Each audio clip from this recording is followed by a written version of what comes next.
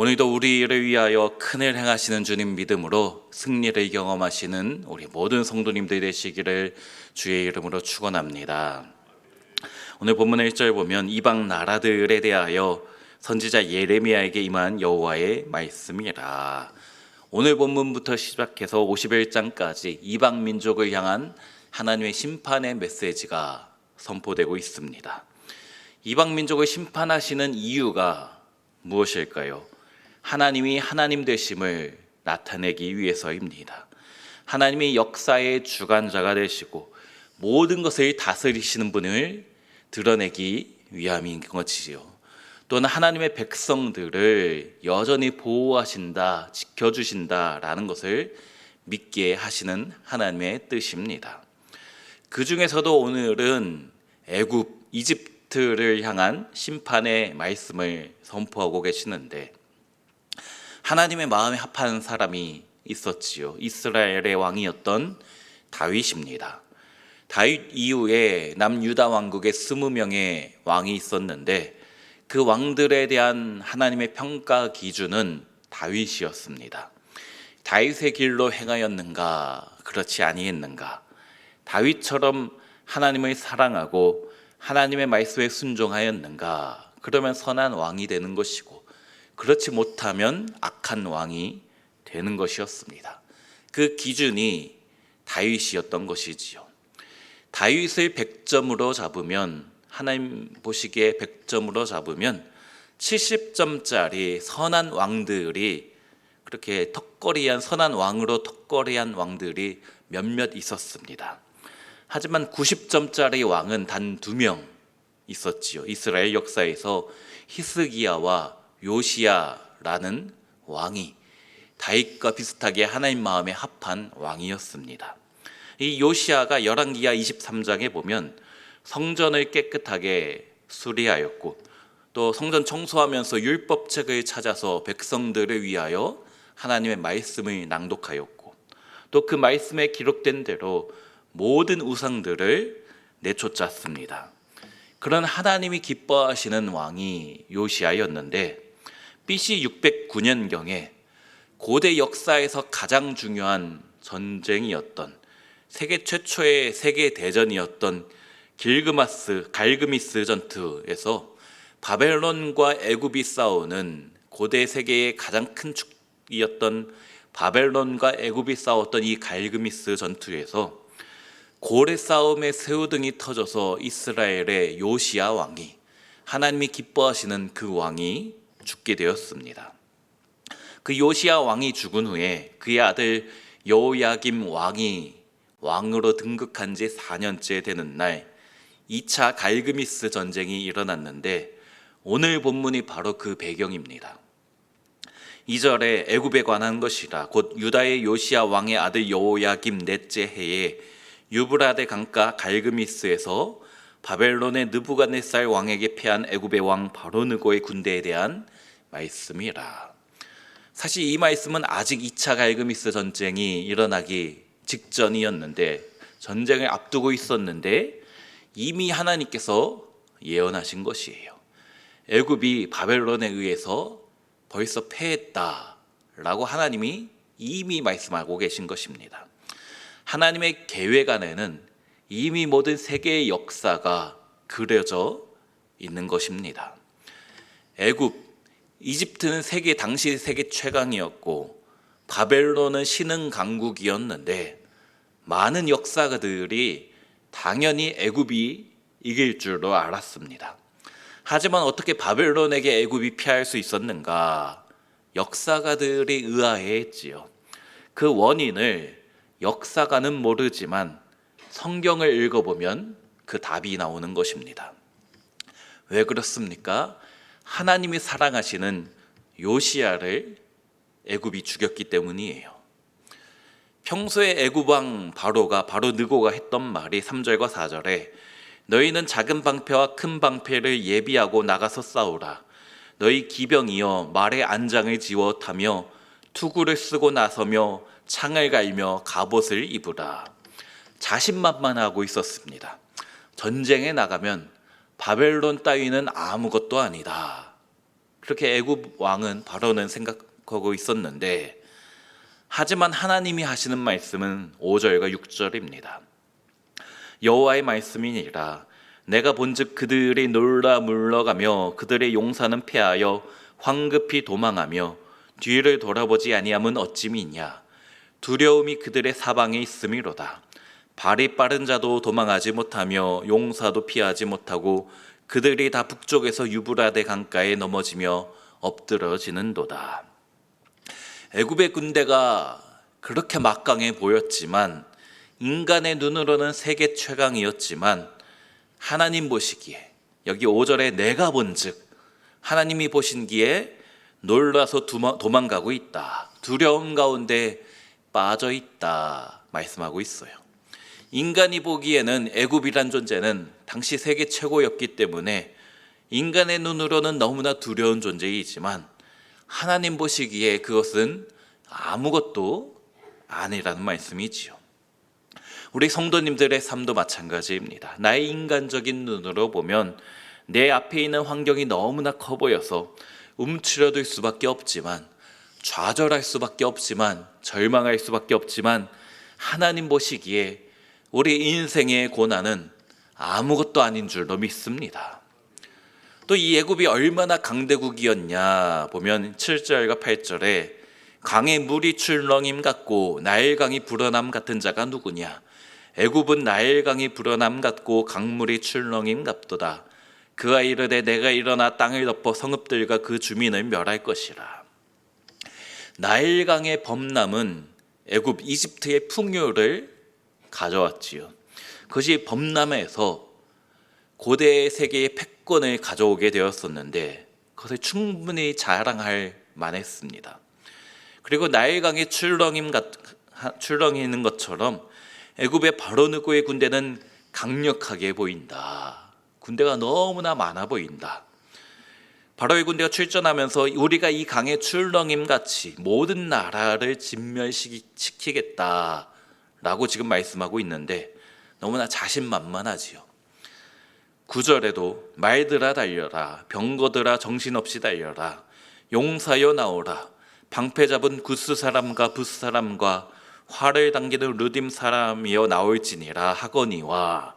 여기 구스, 붓, 루딤이 나오는데 애굽의 이집트의 동맹국입니다.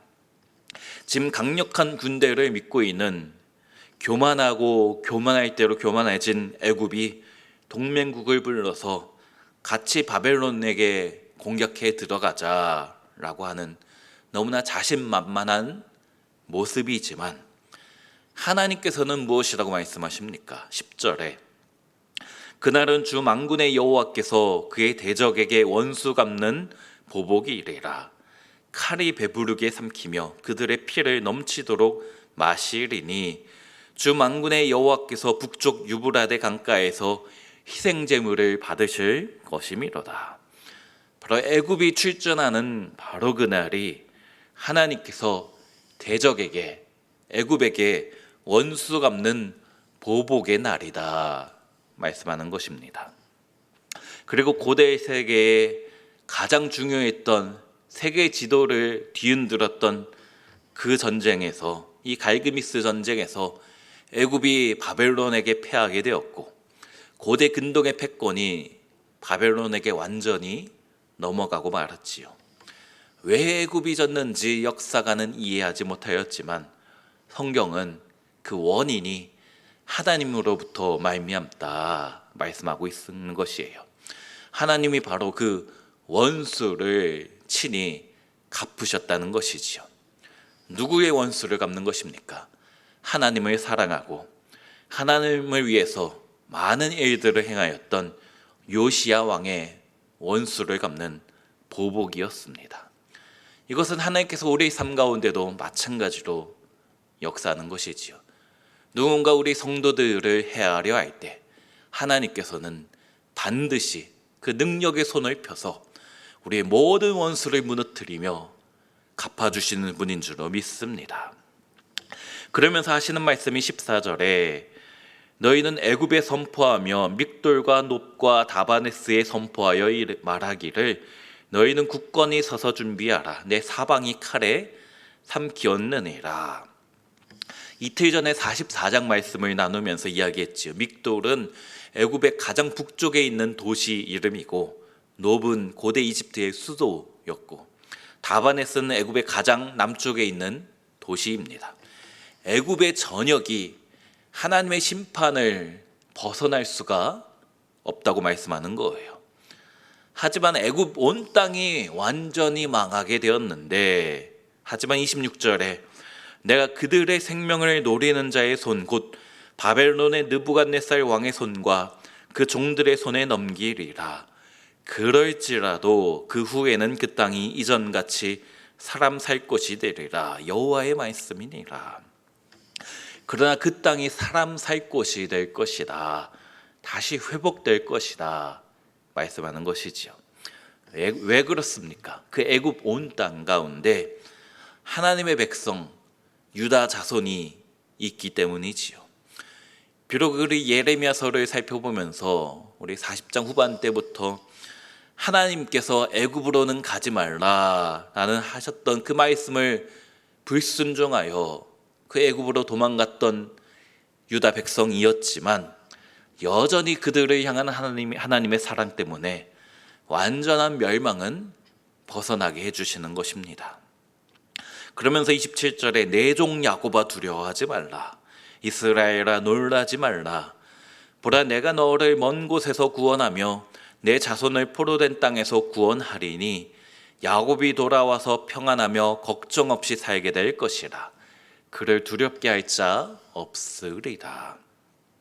불순종하여 하나님의 낯을 피하여 애굽으로 도망갔지만 그 유다 백성을, 하나님의 백성을 회복시켜 주시고 다시 그곳에서 출애굽하여 고향으로 돌아오게 해주시겠다. 회복시켜 평안을 주시고 걱정 없이 살게 해주시겠다 하시는 하나님의 약속의 말씀입니다. 그리고 마지막 28절에 여호와의 말씀이니라. 내 종 야곱아 내가 너와 함께 있나니 두려워하지 말라. 내가 너를 흩었던 그 나라들은 다 멸할지라도 너는 사라지지 아니하리라. 내가 너를 법도대로 징계할 것이요 결코 무죄한 자로 여기지 아니하리라 하시니라. 이 세상을 다 심판할지라도 내가 한 번 택한 이스라엘 유다 백성에게는 반드시 은혜 베풀어 주시겠다. 우리가 믿는 하나님은 끝까지, 때로 우리가 범죄할지라도 끝까지 찾아오셔서 은혜 베푸시는 분이십니다.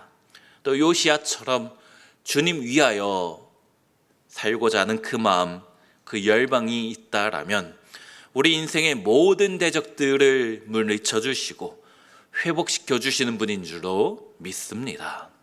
그러므로 우리 인생에 있는 수많은 대적들이 우리를 괴롭히는 애굽과 같은 존재가, 그 모든 고난의 문제들이 애굽 군대와 같이 인간적인 눈으로는 도저히 넘을 수 없는 것처럼 보인다 할지라도 하나님께서 반드시 지켜주시고 무너뜨려 주실 줄로 믿고 끝까지 주님만 바라보시며 승리하시는 우리 모든 성도님들 되시기를 주의 이름으로 축원합니다. 기도합니다.